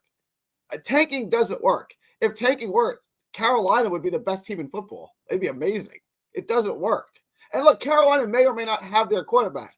Even if Bryce Young turns out to be okay, and I think he's going to be okay, they're still terrible. Like, unless you're getting a franchise-changing quarterback, a top 7 quarterback in the NFL, getting a good quarterback isn't going to change your franchise. It's going to make you better, right? But you got to get everything else right. Like the Chargers had their franchise-changing quarterback, and they sucked until they got the coach right. So, I mean, just getting the quarterback, unless it's Josh Allen or Pat Mahomes, it's not necessarily going to change your franchise day one. So tanking next year to hopefully be the worst team in the league, to hopefully get Arch Manning, is not a game plan. Like my Nets did that, and they couldn't even do that right. It's not a plan. I don't want to hear tanking. There's talent on this team. I'm not saying it's a Super Bowl team, but there's no reason why this team can't win 9 games. And the goal should be make the playoffs. The goal should be to try and make the playoffs at all costs. Like that should be the plan. That's it. Make the playoffs. Like that is not 7 out of the 16 teams make the playoffs. That's not a crazy expectation. There's talent on this team. We can do that. Like, we hired a new head coach. We have a whole new coaching staff. That seemed to be the problem last year. Let's try to make the playoffs. I don't think that's a crazy expectation. I think that's quite reasonable. The Broncos made the playoffs this year when I thought they were going to be like the worst team in the league. You can do it. You got to get quarterback at least halfway right, which we're not off to a great start. But I don't want to hear tanking. I don't want to hear that. I don't want to look, in 2020, I guess it was the year before we drafted Wilson. That was the worst team ever, right? So, okay. I mean, they were going to win games regardless. So I guess lose to try to get Trevor Lawrence, which wouldn't have even made a difference. Yeah. If we would have won 0, well, that was still 16 games, right? If we would have won 0-16 and got Trevor Lawrence, what would that have changed? How the Jaguars doing? Yeah, I mean, quarterback is obviously part of it. So is coaching. So if Aaron Glenn's this great coach, we should see significant improvement, and they should be able to find a way to win more games by fixing the defense, getting a kicker, being better in situational scenarios, end the game, 2-minute, all that. Like, that's coaching. Yeah, when you lose all of these games late, you lose all of these one-score games, it's coaching, right? I mean, it's obvious. You get all these penalties, you lose all these one-score games. The solution is coaching. Hopefully, I mean, I don't know if Aaron Glenn is the solution. I mean, I'm not trying to compare Glenn to Saleh, but Saleh came in as a really hot DC who was a really smart guy, spoke well, was a motive. All of these things kind of also mesh up with Glenn. I'm not saying they're anything alike. I have no idea. I've never sat in a room. I've never sat in a meeting. I don't know. But just to say that Glenn is going to be a great head coach because he was a great coordinator, well, Saleh and Ulbrich were really good coordinators too. And how do they work out as head coach? I'm not trying to be a bearer of bad news. I'm just saying, like, let's see how Glenn is as a head coach before we say he's a great or a horrible head coach. Time's going to tell. Like, that's ultimately the bottom line. Like, if Aaron Glenn's the real deal, he'll be able to find their quarterback of the future, and we'll know. You know what I mean? Like, we all want it to work. Aaron Glenn, was certainly qualified for the job. It's just he's a first-time coach, so you have no idea how it's going to translate. I like the hat, by the way. I'm a St. John's fan this year. When I guess it was like 2003. My brother went to St. John's, and we went to the St. John's Hofstra game at Alumni Hall, and Luke Carnesecca was sitting there in the first row. I got to shake his hand and talk to him. So I'm a St. John. I mean, I'm not a St. John's fan, but this year I'm rooting for St. John's. Yeah, I mean, they've been bad for so long. I've always liked Patino, and they're the local team, so I'm rooting for them. They play at the Garden. Why not? Go Johnnies. Yeah, let's go Johnnies. Now, Gary, it should be a selling point. You get to play your home games at Madison Square Garden. I guess that doesn't hold as much weight as it used to, but it does when there's 19,000 that show up like yesterday. I think that St. John's has got to have a bunch of NIL money, right? Like they got to have some donors with big pockets. The guy they got from Seton Hall. How do you think they got him? Mike Rapoli probably wrote like $1 million check for that guy. Can they give him Lambos like Texas does? Probably. I don't think you want a Lambo in Queens, though. That's true. Yeah, that's probably true. You gotta park that thing. Yeah, that's true. Now, Gary, I'm curious. Where do you think you're going to be seated in this tournament? I have the projected bracket up in front of me right now. I'm curious where you think. It could be anywhere. I think 3 or a 4 seed. Interesting. That's what I think. Am I higher or lower? I mean, I don't know. I'm not saying. I just wanted to get a feel for where you think you'll be. My inkling is a 3 or a 4 seed. I'm more concerned about Decker. I'm trying to stay on the opposite side of the bracket. Is Decker in the tournament? That's the question. Oh, Decker's in the tournament. Decker better be in the tournament. It's up to the committee. Look, if you're gonna play in seeds or 16 seeds, put people in who can win, right? Like, you don't just put people in who you know are going to lose. Like, that's why St. John should have got last year. They got red hot. They almost beat UConn. They could have won some games in the tournament, right? Like, you put the people in who can make a run. Like, everyone gave them a hard time when they put George Mason in. After the Final Four, they may have not had the resume for it. They were the last team in, but they got to the Final. Put people in who can make a run. Decker can make a run. I think at the end of the day, You get in, you have a chance. That's what Asmaniac Madness is all about. Maybe. You guys just beat the man in front of you. It's just, everyone's got a shot. You just can't lose another game. That's right. I feel confident. I'll be good.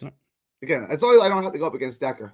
I feel good. I feel like I can beat, especially through the first 2 rounds. I can beat everyone in front of me. What if you went up against Beastbreaker? I'll beat Beastbreaker. Were you He's too impressed by convincing. his He's too catches? polarizing. So are you. Yeah. Okay, that's fair. I'm less polarizing than Beastbreaker. Beastbreaker every time he's on basically has one person who sends him to the hole and one person who brings him back. Correct. That's pretty divisive. I only have Mimosa send me to the hole once in a while, and then someone bring me back. I'm not sent into a hole every time because half the people listening can't stand me. There's probably a third of the people who can't stand me. That means I'll be a Beastbreaker. Ladies and gentlemen, we'll find out. All right.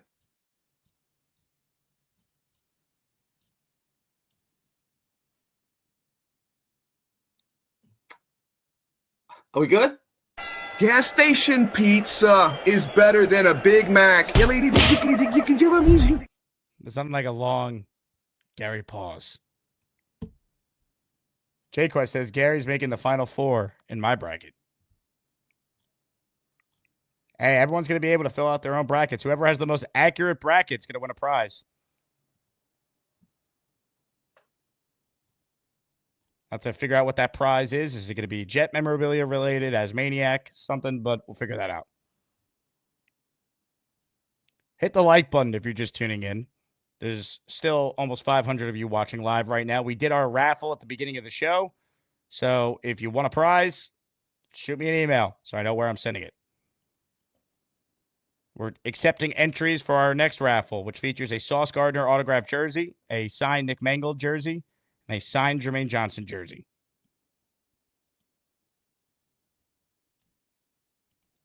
More calls before we wrap up the program. Ladies and gentlemen, there's a guy named Painkiller on the line, but I don't see a camera on, so I can't go to him. Let's say hello right now to a guy I can go to, and he always brings greatness. I got my Iron UG. I hope you like my Jets take. You know they call me David T. It's not easy for me to see, but if you bring me full stream, you might like what I had to say. I'll need to get real damn close, cause my vision is dog shit. Hi, Jake. David, how are you? I'm doing just fine. Hey, I'll tell you what, the Beastbreaker, he's very nimble for a strapping type of a guy, you know. He's got some moves to him, that's for sure. Oh, I thought he really did a nice job showcasing the athleticism with some of those catches. Absolutely. You can tell he wasn't, I don't think he's full of baloney. He was involved with sports and box, whatever, the martial arts and all that kind of stuff. I mean, the proof is in the pudding. It was on the camera. But getting ever so close to the tournament, I think some of the higher ups, I got to put Beastbreaker in there, the Brothers Midnight, the Lane Train, how can you not root for Decker? You got to get her on making more phone calls, So, but anyway, on the football thing, I don't buy the idea that Aaron Rodgers was begging for his job. That's silliness. I don't buy the idea that Garrett Wilson is happy to see Rodgers go. I think that's silliness. But I think the first thing you do, and you guys have talked about this a lot, is extend him. And as far as the quarterback goes, and I totally agree with Gary, tanking is out of the question. But instead of bringing a mediocre or lower type quarterback to compete with Tyrod Taylor, I'm really nuzzling up to Justin Fields. I think he's earned the right to be called a very good quarterback now, and he's young, and I think he competes with Tyrod. Say he wins the starting quarterback job. I think they can win some games, Jake. I hope so, David. I mean, coaching obviously matters a lot. We just don't know what Aaron Glenn is as a coach. He could be great. He could be terrible. We were excited about Salah, so you just never know. Yep. Yep. Yeah. You know what? You're leveling me off because you're absolutely right. I distinctly remember when Salah, and Joe Douglas were hired, and we immediately put him in the Super Bowl in a couple years, and we just can't do that with this regime. We got to, like you said, time will tell. 100%, David. Now, did you have a good weekend? I did, sir. I went over to my brother's yesterday, had dinner, and hung out over there. And let's see, Saturday, I worked Friday night, so I was beat up from work, and I just hung around the house and watched sports and got on the internet and then I drank my Fireball and my Pabst, and that was a good weekend. It was a pretty much relaxing weekend. David, you're the man. You deserve it. Thank you, sir. Life is good, Jake. Ladies and gentlemen, David T. I got my Iron UG. I hope you like my Jets take. You know they call me David T. It's not easy for me to see. Sometimes when I have a few drinks, I slip and fall and break my face. Not that my vision was bad enough. Now I have this dog shit scar. The great David T, everyone. Patreon.com/Jake Asman Show. Join the Patreon. Sign up for the year. You get 10 raffle entries included when you sign up for the year. For those who are already Patreon members and you pay monthly, if you upgrade for the year, we'll give you 10 raffle entries as well. Thanks for the support on there. You get access to the Discord. You get bonus shows and a whole lot more. Patreon.com/Jake Asman Show.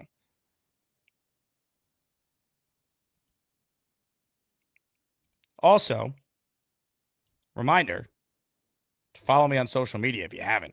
Twitter, Instagram, @Jake Asman, @Jake Asman Show for clips on social. From the Instagram, you'll see that. Twitter, you'll see tweets on the Jets and everything else. @Jake Asman, @Jake Asman Show on both. Ladies and gentlemen, it is time to bring in the closer. Joe Torre is on his way out to the mound. He's made the signal. And here comes Chiefs fan. It's Chiefs fan. Guess what? I'm still looking for a job, bitches. It's Chiefs fan. I'm just going to rub my hands together all day. It's Chiefs fan. There's a whole lot of DNA on this couch. Let's hear it for Chiefs fan. Look, it's my dead neighbor that I didn't kill. Yo, what up, Jake?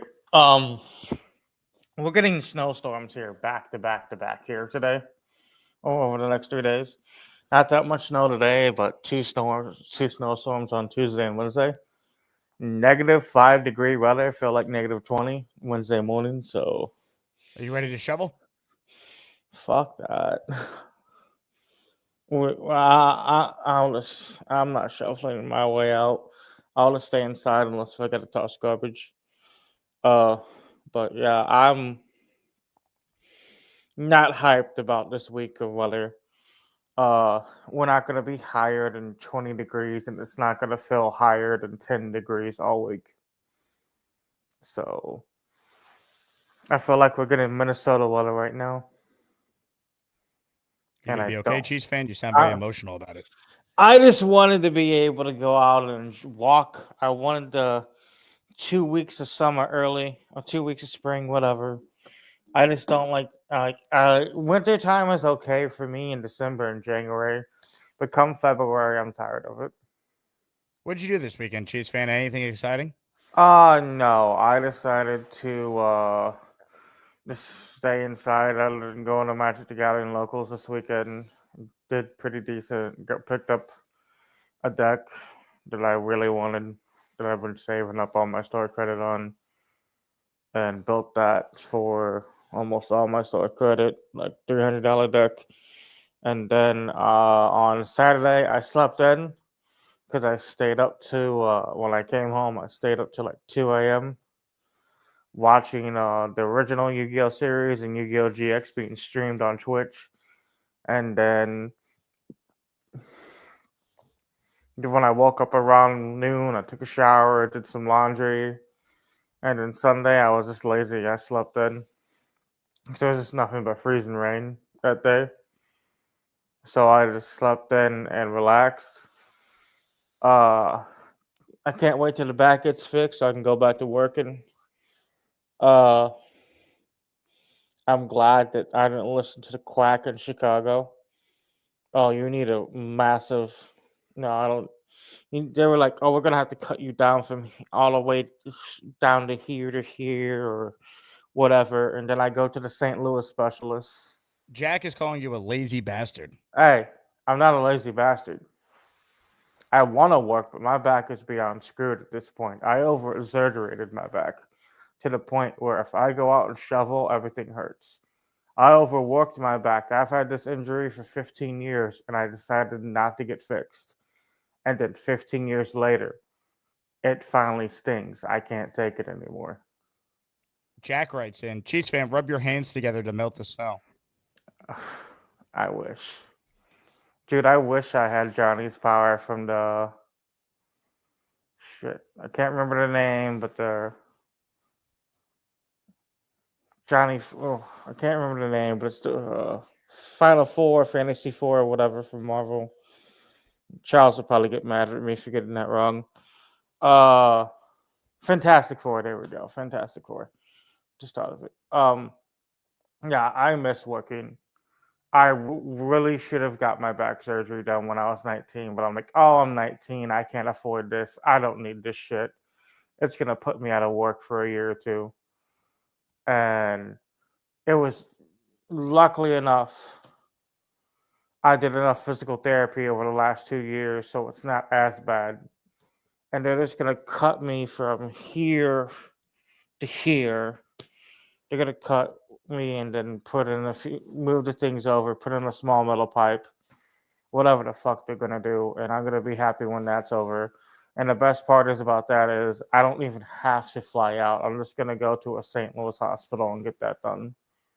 Because my grandparents said, you're not flying out with that injury. And if you're visiting us, you're not flying out. You're taking the bus because we don't want you to have that issue. Yeah, siding stuff. I guess it was. I wish it was more sided, Joe. I wish stuff was one-sided. Ryan, I wish I could work. Like, literally, I worked all my life. Like, as a 14-year-old, I was out there doing stuff. I've been my legal guardian since age 15. And, like, when that injury happened at age 19, I'm like, oh, this is never going to affect me. 15 years later, it comes to bite me in my ass. Do you have any pets? Oh, no. The landlord is like, no pets. The new landlord and management's like, no new pets, no new stuff, yada, yada, yada. You get a pet, your rent goes up $300, plus you got to pay a $300 on the security deposit. And I'm like, nah, I'm good. But, even if it was to be signed off as a therapy pet, they would still charge me the amount they want to charge me.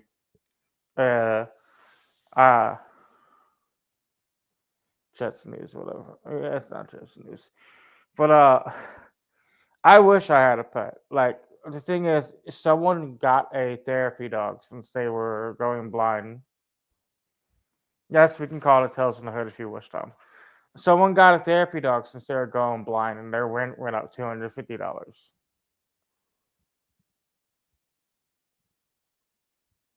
Nah, I'm not going to lose the game. Y'all motherfuckers are on it today. Jesus Christ. But, Jake, I'm ready for the combine next week. 10 days. 10 days to the combine. And I'm hoping that you get to enjoy it. I'll tell you what, Chiefs fan. I appreciate you calling in. You have yourself a hell of a day, all right? Good I luck will, shoveling but the show. Jesus Christ, these motherfuckers are on my ass today. I know. It's one of those days. You know what? They've been Before, on you know my what? ass lately, Here, too. if you want to be on my ass, shove this up your ass and get a fucking erection. It's G-Fan. Guess what? I'm still looking for a job, bitches. It's G-Fan. I'm just going to rub my hands together all day. It's G-Fan. There's a whole lot of DNA on this couch. Let's hear it for G-Fan. Look, it's my dead neighbor that I didn't kill. Jesus. Come on, Chiefs fan. I need my closer to have more composure out there on the mound. You can't fight with the fans in the stand. All right? We're in the arena. These bums in the chat aren't. You got to remember that. Have you seen the comments on my videos lately? All these people with Rodgers derangement syndrome? Come on, Chiefs fan. You got to have some composure out there. God.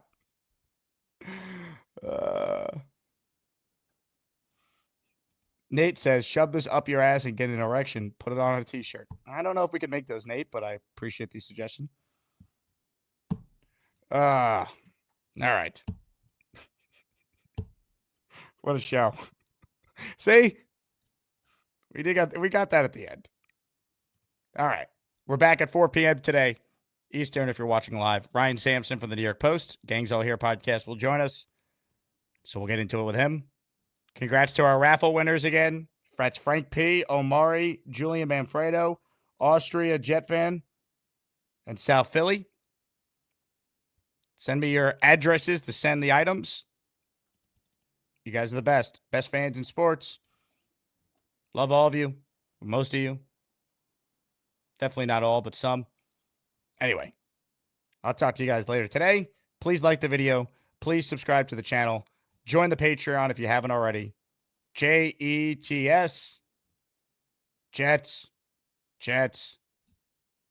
Jets. And now for a word from our new sponsor. If you're Hispanic, you know what I mean when you're on every time you were sick, and go like that, and just rub this shit all over and rub this all over your body, and then you put like a heavy blanket over you so you could sweat out the cold. And that was medical advice with V-Man. Vicks Mo Dre. Hello, Dre. Any self-respecting Puerto Rican is going to have Vicks on them at all times. Latinos use this for everything. Literally, I would get cut as a kid. I'd fall on the floor, cut. My grandmother would try to put this on every... It's like, a cut, ponte Vicks.